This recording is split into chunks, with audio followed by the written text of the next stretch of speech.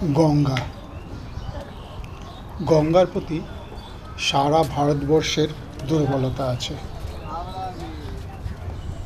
কত জায়গা থেকে, কত দূর দূরান্ত থেকে লোক এসে গঙ্গার ঘাটে দাঁড়ায়,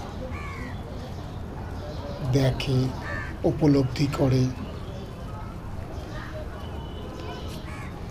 আর যারা আশেপাশে থাকেন তারা তো সবসময় গঙ্গাকে ব্যবহার করেন। সকালে উঠেই প্রথম কাজ হলো যাবতীয় কাজকর্মের জিনিসপত্র সঙ্গে নিয়ে গঙ্গার ঘাটে পৌঁছে যাওয়া। তারপর শুরু।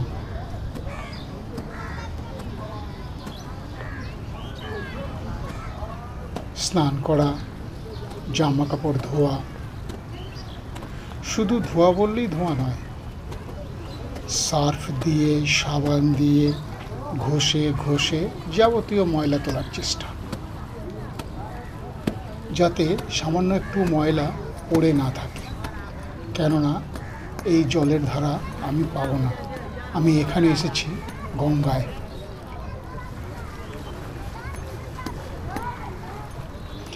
এর মধ্যেই আবার কেউ কেউ চলে এসেছেন পুজোর ঘটি হাতে বা কমণ্ডল,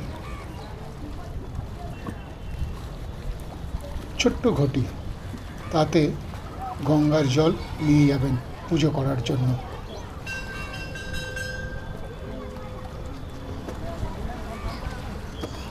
চারপাশের মলিনতা, কাজে কোনো ছাপ নেই।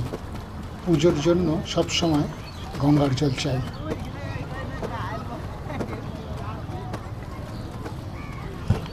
যারা কাপড় জামা ধুচ্ছেন, অনেকের মুখে আবার নিম গাছের দাঁতন রয়েছে।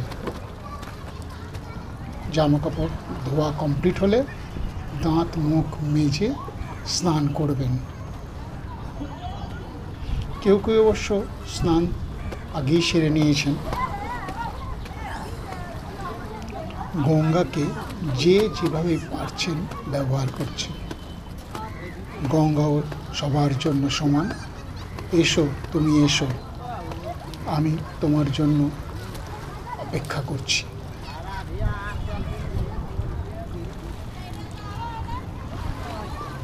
গঙ্গা সবার, কেউ আলাদা করে ভাগ পাবে না, সবার জন্য সমান যারা গঙ্গার কাছে এসেছেন।